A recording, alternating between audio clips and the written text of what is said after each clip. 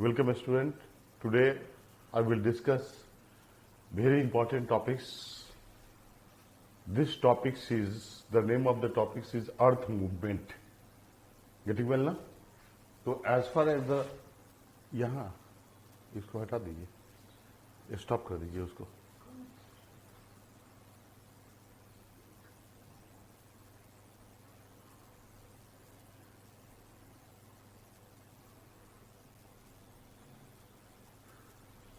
Earth movement is the topics. What is the meaning of earth movement? You should understand first. Actually, there are two types of force which operate on the earth surface. One force operates from the interior part of the earth and another force operates from outside. The force which operates from the interior part of the earth is referred to as endogenetic force. Endogenetic force. Getting well now? On the other hand, the force which operates from outside is referred to as exogenetic force. Getting well now? So there are two types of force. One operates from the interior part of the earth. It is referred to as endogenetic force. Another force operates from outside. It is referred to as exogenetic force. So getting well now? As far as the question of endogenetic force is concerned, it was G. Tecton was the famous geographer who first noticed such type of force. That's why on his name, actually, endogenetic force is also referred to as tectonic force. Tectonic force. Getting well? T-E-C-T-O-N-I-C. So now the term tectonic refers to all form of movement in the earth interior. Okay? Whether vertical, whether horizontal, etc. Getting well?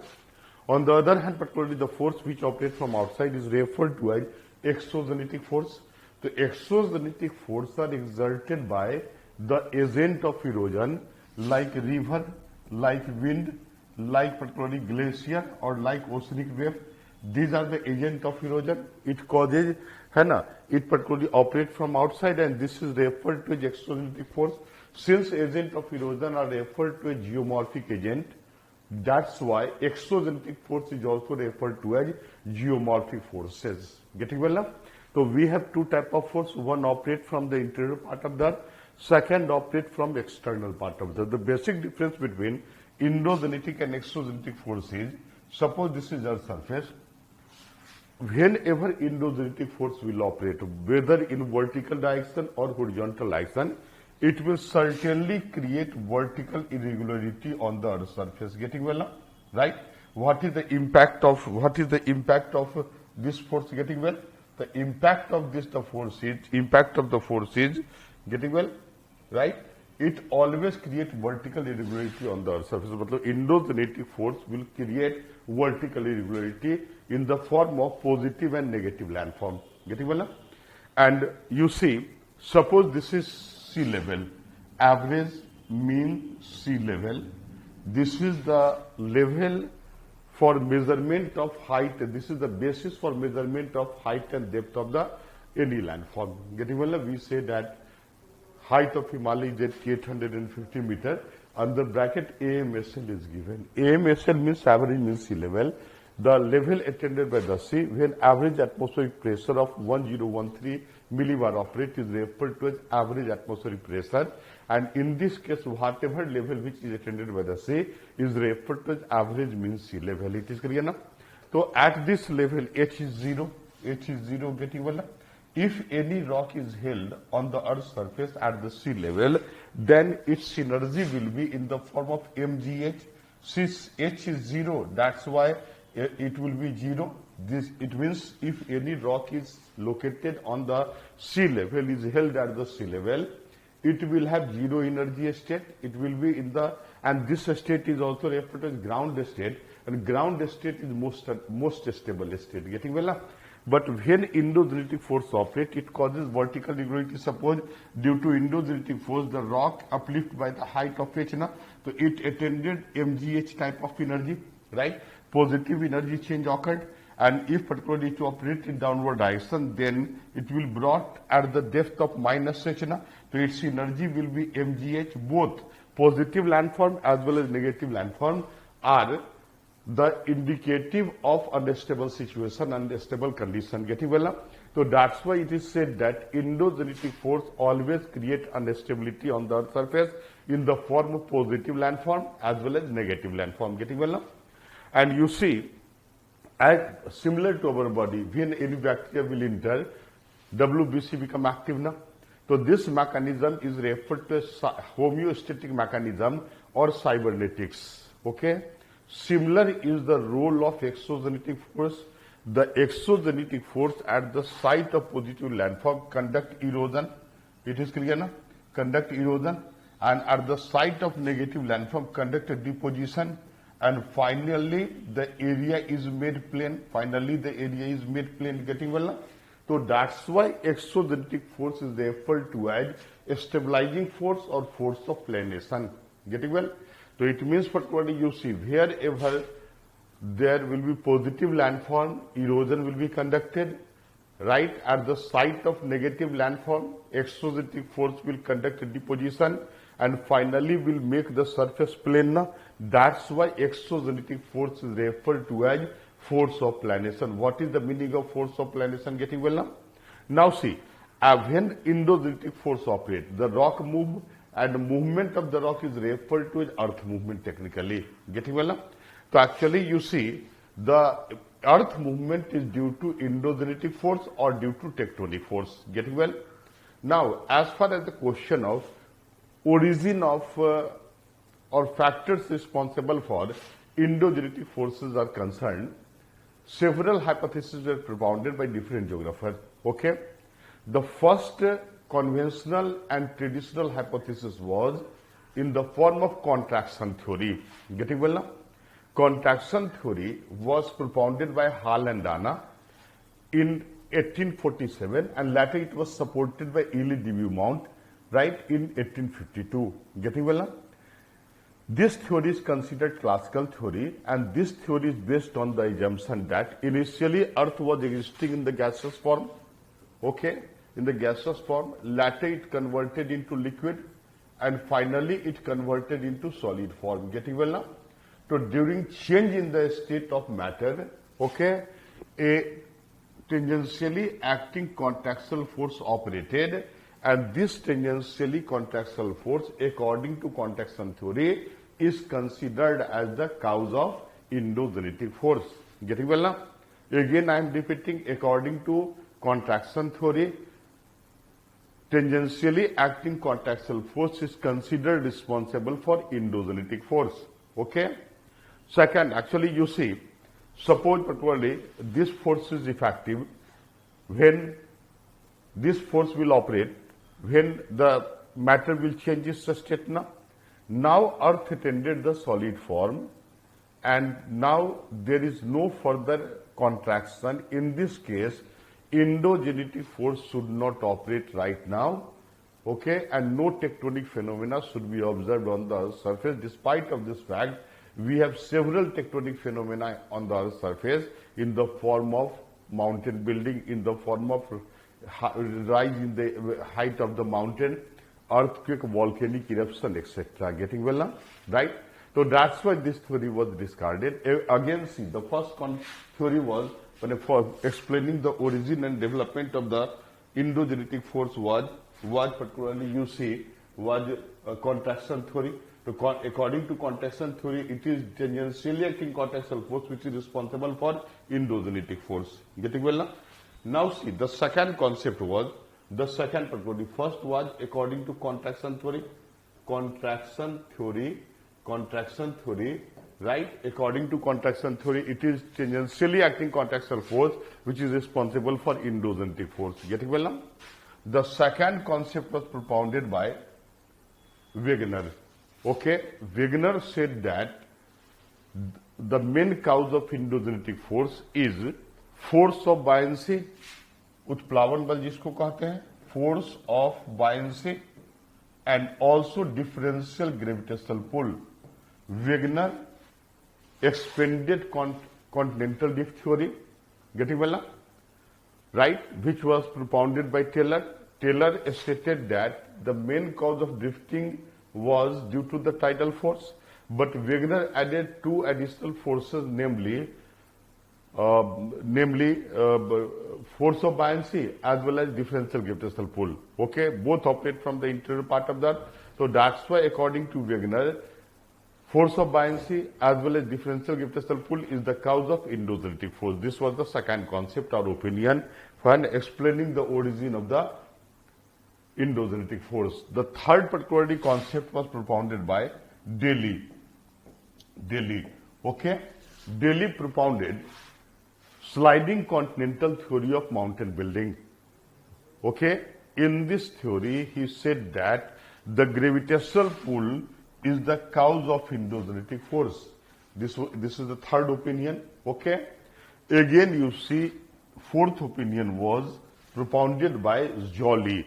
Right, Joly propounded radioactive theory of mountain building, and in this theory, Joly stated that the presence of radioactive element in the interior part of the Earth is the cause of endogenic forces. Getting well?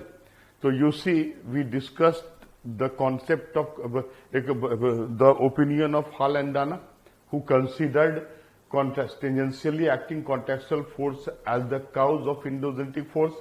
Second opinion was expressed by Wegener, who said that force of buoyancy and differential gravitational pull is the cause of endogenic force. Third opinion was propounded by Daly. Right, according to him, gravitational pull is the cause of endogenic force. According to Joly, who propounded radioactive theory of mountain building, according to him, the main cause of endogenic force is the presence of radioactive element. But the most acceptable view was propounded by, and recent theory was propounded by, Arthur Holmes. Arthur Holmes propounded radioactive theory of mountain building. Getting well now? Propounded thermal convective current theory of mountain building. Thermal convective current theory, right? Who propounded? Arthur Holmes. A. Holmes propounded this theory. He said that, you see, when you will go in the interior part of the Earth, you will find the high temperature condition prevailing in the Earth interior. Getting well now? Different geographers express their different opinion about high temperature condition prevailing in the Earth interior, right? Like some geographers consider that the conversion of gravitational pull into energy is the cause. Okay, according to some another geographer, the emission of magnetic flux from the particularly core is the cause of endogenic force. Overlying pressure is the cause of endogenic force. Friction between Sialsima and Nife is also the cause of endogenic force. Getting well now? Right? But presence of radioactive element is itself the cause of endogenic force, and rotation and evolution of the Earth is itself, because it particularly ensures kinetic form of energy. Getting well now? But Holmes considered the presence of radioactive element as the main cause responsible for high temperature condition prevailing in the Earth interior. Holmes expressed the view that though presence of radioactive element in the upper part of the Earth is more as compared to that of the lower part, but since upper part is directly exposed to the Earth atmosphere, that's why it emitted energy and has cooled down, and this solid part is referred to as stratum. Okay, right? Actually, Holmes said that the upper crustal part is the stratum. Upper crustal part is a stratum. What is the meaning of a stratum? Getting well now? And he said that in the interior part, since interior part is not directly exposed to the Earth atmosphere, that's why it remains in the liquid form. Okay, and inside this, and this part is referred to as substratum. So substratum is the interior part of the Earth according to Arthur Holmes, right, which exists in the liquid form. And Holmes said that in substratum, the presence of radioactive element is not uniform, right? Actually, their concentration are different, and due to differences in the concentration, you see again thermal convective current originate in this area, which causes the flow of this convectional cycle in the interior part of the Earth, and this particularly this flow is held responsible for endogenetic force. So this particular concept is considered more recent one, more scientific one, and plate tectonic theory is based on this hypothesis. Getting well now? So actually you see different geographers express their different opinion about the endogenetic force. It is clear, right? According to Hall and Dana, again repeating, according to Hall and Dana, tangentially acting contractional force was responsible. According to Wegener, who propounded continental drift theory, differential gravitational pull and force of buoyancy is the cause of endogenetic force. According to Daly, who propounded sliding continental theory of mountain building, gravitational pull is the main cause of endogenetic force. According to Joly, who propounded radioactive theory of mountain building, the presence of radioactive element in the interior part of the earth is the main cause of endogenetic force. But the most acceptable and recent view was propounded by Arthur Holmes, who said that the flow of thermal convective current in substratum is responsible for endogenetic force. Getting well now? So actually this movement, this flow causes the movement of the rock, and hence it is referred to as earth movement. Getting well now? Now see, as far as the question of endogenetic force is concerned, it is clear that endogenetic force is also referred to as tectonic force. It causes instability in the form of positive and negative landform. Getting well now? Okay. So as far as the question of endogenetic force is concerned, endogenetic force, E-N-D-O-G-E-N-E-T-I-C, endogenetic force. Okay, endo means inner, genetic means formation. The force which operates from the interior part of the earth and generates something is referred to as endogenetic force. So what is the meaning of endogenetic force? It is clear now? The force which operates from the interior part and generates something is referred to as endogenetic force, and endogenetic force is further divided into two parts. There are two particularly subdivision of endogenetic force. First force is referred to as diastrophic force, D-I-A-S T-R-O-P-H-I-C, diastrophic force. Getting well? And second is referred to as catastrophic.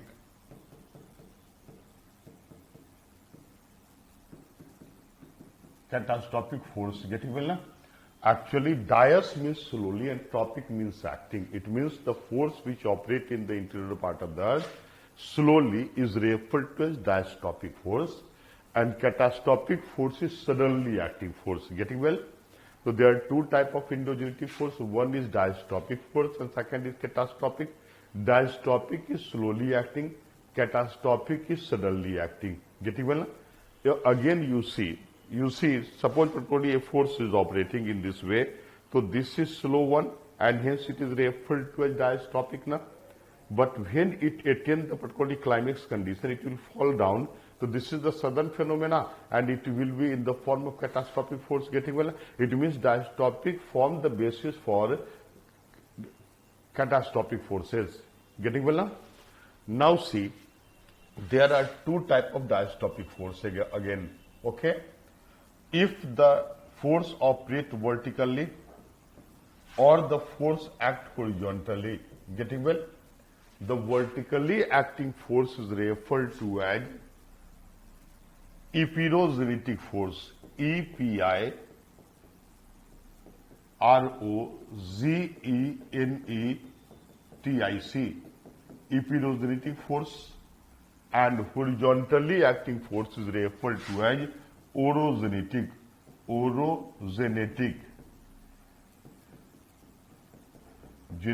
force. Getting well? So there are two types of diastrophic force. One is epirogenetic force and second is orogenetic. You see, epiros means continent and genetic means formation. It means epirogenetic force is continent building force. On the other hand, horizontally acting force is referred to as orogenetic force. So oro means mountain and genetic means formation. It means horizontally acting force is referred to as mountain building force. Holmes stated that mountains are the product of horizontally acting force and the force should operate from the interior part of the earth.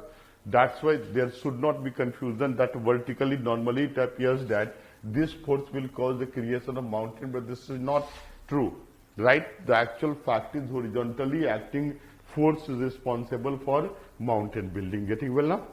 Again, you see there are two subdivisions of epirogenetic force. One force operates in the upward direction and second particularly in downward direction. So it will cause the formation of the continent. Getting well? And it will cause the formation of oceanic area, oceanic bed. It is clear, right? So this force is referred to as force of upliftment, and this force is referred to as force of subsidence. Getting well? If the area remains submerged under water and due to this force the continental part or land part emerge above water level, then it is referred to as force of emergence. And if due to this there occurs subduction and some part gets submerged inside water, so this is referred to as force of submergence. Getting well now? Right? So this is force of emergence, this is force of submergence. Getting well? On the other hand, you see, right? It means particularly this force may be referred to as either force of upliftment or force of emergence. This force may be referred to as force of subsidence or force of submergence. Getting well? Again, you see, this is second type of force, orogenetic force. So there are two categories of orogenetic force. One is if the force acts in this way, okay, and if the force operates in this way. Getting well now? In this case, the force operates towards each other. It will create compression, and hence it is referred to as orogenetic compressional force. Getting well? And it will cause tension. That's why it is referred to as OTF, orogenetic tensile force. So there are two categories of orogenetic forces, right? One is OCF, that is orogenetic compressional force, and second one is orogenetic tensile force. Getting well now? Right? Again repeating, there are two types of force, endogenetic force. There are two types, diastrophic and catastrophic. Diastrophic means slowly acting, catastrophic means suddenly acting. Okay, diastrophic is further divided to two parts, epirogenetic, orogenetic. Epirogenetic force is vertically acting, orogenetic force is horizontally acting. Getting well now? Right? Epirogenetic force is further divided to two parts. If the force operates vertically in upward direction, it is referred to as force of upliftment or emergence. And if it acts in downward direction, it is referred to as force of submergence or subsidence. Okay? On the other hand, horizontally acting force is referred to as orogenetic force. If the force operates towards each other, it is referred to as OCF, orogenetic compressional force. If it operates in opposite direction, it is referred to as OTF, that is orogenetic tensile force. Getting well now? Again, you see, right? Orogenetic force, I am repeating, orogenetic force.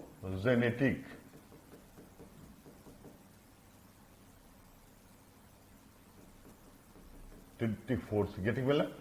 You see, if the force operates in this way, then it will cause compression in the rock, and hence it is referred to as OCF, orogenetic compressional force, right? So OCF will cause bending in the rock, bending. What is the impact of this force? It will cause bending now, right? Orogenetic compressional force causes bending. On the other hand, if the force operates in this way, right? Okay, operate in this way, okay? Operate in this way, then it is referred to as OTF, orogenetic tensile force. Getting well now? So actually, as OCF causes bending, similarly OTF causes tension, that is fracture. Its impact is fracture, F-R-A-C-T-U-R-E, fracture. Getting well now? Now see, as far as the question of bending is concerned, there are two types of bending. In first type of bending, right, the rock converts into such type of feature, right? Uplifted part is referred to as anticline and subducted part is referred to as syncline, okay? Or bending may occur in this way. Either some part gets subducted in downward direction or may uplifted in this way, and no anticline and syncline are formed. Getting well now? The type of bending in which anticline and syncline are formed is referred to as folding. F-O-L-D-I-N-G. Getting well? And the type of bending in which no anticline and syncline is formed is referred to as warping. W-A-R-P-I-N-G. Here there are two categories of warping. Here it called subduction. So this is referred to as down warping and this is referred to as up warping. So there are two types of warping, up warping and down warping. Down warping will cause basin type of feature.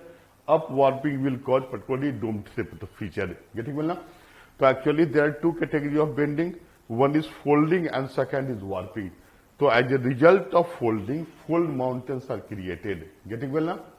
As for example, Himalaya, Rockies, Andes and Alps are the example of fold mountain. It is obvious that Himalaya is due to orogenic compressive force, okay, which causes folding in the rock. Getting well now?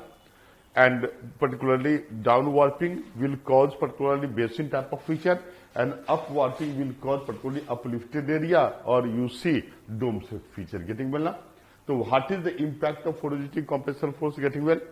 On the other hand, orogenic tensile force will cause fracture. So if the rock fractured into this rock fractured into three segments. Suppose this is A, B and C. A, B and C. They are the three fragments of the rock, okay? And there occurred no movement in the fragmented part, then it is referred to a joint. Getting enough? Then it is referred to a joint. But when there occurred no appreciable movement in the fragmented part of the rock, then it is referred to a joint. But if there occur movement of the fragmented part, if A remains as it is, B uplift and C remains as it is, so this is referred to as faulting. Faulting. F-A-U-L-T-I-G. Okay? So either this feature will be created or this feature can be created. No? Both are due to orogenic tensile force, and this is the example of faulting. No? So there are two impacts of the orogenic compressive tensile force. Either it will cause the creation of joint or it will cause faulting. Due to this there are two categories of faulting, X and Y. So X appear like mountain and it will cause the origin of block mountain. So block mountain is due to orogenic tensile force, right? Since it is due to faulting process, that's why block mountain is also referred to as fault mountain and it appears tabular. That's why it is also referred to as host mountain. On the other hand, you see this type of valley is referred to as fault valley or rift valley. So what is the impact of endogenetic force? It is clear now? Okay. Again, particularly I will further discuss particularly the type of folding, which is also very important. Getting well now? Now see, as far as the question of folding is concerned, suppose this is folded feature. Getting well now? Folded feature. Okay. So this folded feature, this is folded feature. So this is referred to as neck of the fold, or actually this tip A is referred to as water divide, peak or anticlinal part. Getting well? These are referred to as limb of the fold. These are the limb of the fold, and the angle produced by limb with the horizontal or surface is referred to as deep angle. These are referred to as deep angle and this is also deep angle. Getting well now? So actually the highest point is referred to as water divide, crest or anticline or peak of the mountain. Side part is referred to as limb of the fold and the angle is referred to as deep angle. Okay? So depending on the force, right, because this is due to this type of force, no? So depending on the force you see, right, there are several type of folding. Suppose this is one folded feature. Here particularly the angle is 60 and this angle is also 60. Getting well now? Right? So when both deep angle are the same, this is referred to as symmetrical fold. What is the meaning of symmetrical fold? It is clear now? When both deep angle are the same, then it is referred to as symmetrical fold. But if suppose one deep angle is, one deep angle is 45 and second deep angle is 60, then it is referred to as asymmetrical fold. What is the basic difference? It is again asymmetrical fold. Okay. If both the deep angle are the same, then symmetrical fold. If the deep angle are different, then they are referred to as asymmetrical fold. Getting well now? If suppose one deep angle is 90 degree and second is acute angle triangle, then it is referred to as monoclinal fold. Monoclinal fold. Okay. But if particularly you see both limbs are parallel but not parallel to the earth's surface, this is referred to as isoclinal fold. Isoclinal fold. Getting well now? देखिए, actually first is, if both the deep angle are the same, then it is referred to as symmetrical fold. If both the deep angle are different, it is referred to as asymmetrical fold. If one deep angle is 90 and another is acute angle triangle, it is referred to as monoclinal fold. If both limbs are parallel but not parallel to the earth's surface, it is referred to as isoclinal fold. And if both the limbs are parallel and also parallel to the earth's surface, then it is referred to as recumbent fold. Recumbent fold. Getting well now? Right? So these are the type of folded features, right? If the force will particularly further operate, then it will cause the fragmentation of the neck of the fold, and hence particularly neck of the fold will be fragmented now. So this fragmented neck is referred to as nape. So what is the meaning of nape? It is clear now. On the other hand, you see, right? Suppose a rock exists here, right? Crust exists here, and the force operates in this way. If the force is of moderate nature, okay? Again, particularly repeating. Suppose particularly this is rock, and the force is operating in this way, okay? So this force is referred to as compression force. Suppose the force is of moderate nature, then it is not capable to cause the folding of the entire rock. Then some part of the rock will get folded, and another part, X and X is folded feature, and Y is unfolded feature. The X is referred to as Rendkatten. Okay? Rendkatten. Getting well? X is referred to as Rendkatten, and Y, which is unfolded part of the rock, is referred to as Schwarzenberg or median mass. Getting well? It is referred to as Schwarzenberg or median mass. So Rendkatten will be in the form of mountain, and median mass, which is also referred to as Schwarzenberg, may exist in the form of plateau, plain, or the sea. As for example, you see Tibet plateau is located between Himalaya and Kunlun.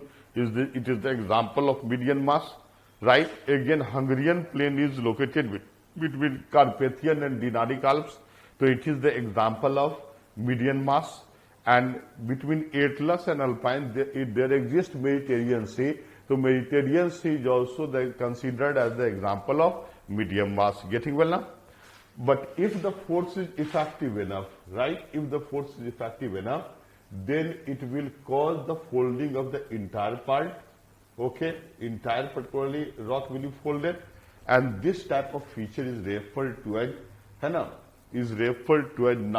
N-A-R-B-E. Means NARBE is intensely folded feature. Getting well now? Intensely folded feature is referred to as NARBE. Getting well? So actually, in this classes, I discussed what is the meaning of earth movement. Getting well? Again, the cause of earth movement, right? Its typology, and impact of this, and consequent the formation of the different type of landform. Okay? Best of luck.